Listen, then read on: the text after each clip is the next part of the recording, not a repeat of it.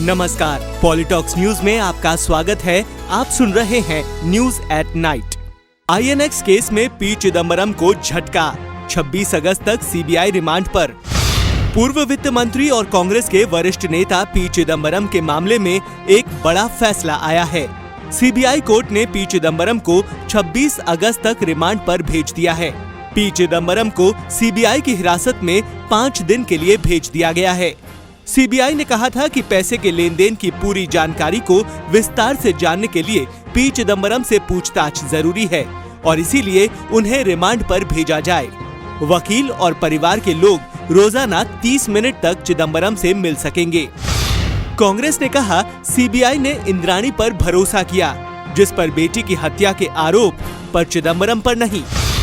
Party प्रवक्ता रणदीप सिंह सुरजेवाला ने कहा कि भाजपा सरकार ने CBI और ED को बदले की कार्रवाई करने वाले विभाग में बदल दिया। उन्होंने आरोप लगाया कि CBI ने इस मामले में इंद्राणी मुखर्जी के बयानों पर भरोसा कर लिया, जिस पर अपनी ही बेटी की हत्या के आरोप हैं, लेकिन चिदम्बरम पर नहीं। सुरजेवाला ने कहा कि चिदम्बरम की गिरफ्तारी दिन दहाड़े लोकतंत्र की हत्या है। चिदम्बरम और उनके बेटे कार्ति INX मीडिया केस में न तो आरोपी हैं और न ही उनके खिलाफ कोई सबूत है। सरकार बदले की भावना से कार्रवाई कर रही है और मुद्दों से ध्यान भटकाना चाहती है। जमीन खरीद मामले में अंतिम बहस के लिए वाड्रा ने समय मांगा, गिरफ्तारी पर रोक जारी। बीकानेर के कोलायत जमीन खरीद मामले में रॉबर्ट वाड्रा से जुड़े मामले में गुरुवार को राजस्थान हाईकोर्ट में सुनवाई हुई। सुनवाई के दौरान वाड्रा के वकील ने बहस के लिए समय देने की मांग की। इसका प्रवर्तन निदेशालय के वकील ने विरोध किया। जज ने वाड्रा के वकील को समय देते हुए अगली सुनवाई 12 सितंबर तय की है। वहीं इस मामले में वाड्रा और उनके पार्टनरों की गिरफ्तारी पर हाईकोर्ट की तरफ से लगाई गई रोक अगली सुनवाई तक जारी रहेगी। भारतीय क्रिकेटरों को जान से मारने की धमकी, BCCI को भेजा मेल। ATS ने असम के एक शख्स को किया गिरफ्तार। महाराष्ट्र एंटी टेररिज्म स्क्वाड ने असम के एक शख्स को गिरफ्तार किया है। रिपोर्ट्स के मुताबिक गिरफ्तार किए गए शख्स ने भारतीय क्रिकेट कंट्रोल बोर्ड को ईमेल भेजा था। इस ईमेल में शख्स ने भारतीय क्रिकेट खिलाड़ियों को मारने की धमकी दी थी। आरोपी शख्स ने ईमेल 16 अगस्त को भेजा था।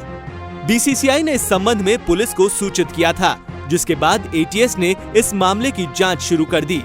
आरोपी शख्स को कोर्ट में पेश किया गया, जिसके बाद कोर्ट ने आरोपी को 26 अगस्त तक के लिए पुलिस हिरासत में भेज दिया। सरकार के सख्त रवैये से शेयर बाजार पस्त, निवेशकों के डूबे 2 लाख करोड़। भारतीय शेयर बाजार के लिए गुरुवार का दिन ठीक नहीं रहा। बाजार में चौतरफा बिकवाली की वजह से बाजार 6 महीने के निचले स्तर पर बंद हुआ। सेंसेक्स करीब 587 अंकों से ज्यादा टूटकर 36,472 के स्तर पर रहा। सेंसेक्स का 5 मार्च के बाद सबसे निचला स्तर है। वहीं निफ्टी भी करीब 186 अंक कमजोर होकर 10,800 के नीचे 10,732.65 के स्तर तक फिसल गया। इससे पहले निफ्टी ने 26 फरवरी को इस स्तर को टच किया था। कारोबार के दौरान सबसे अधिक गिरावट मेटल, बैंकिंग, MFCG और ऑटो सेक्टर में देखने को मिली। पॉलिटॉक्स न्यूज में फिलहाल के लिए इतना ही। लेटेस्ट अपडेट्स के लिए जुड़े रहिए पॉलिटॉक्स न्यूज के साथ।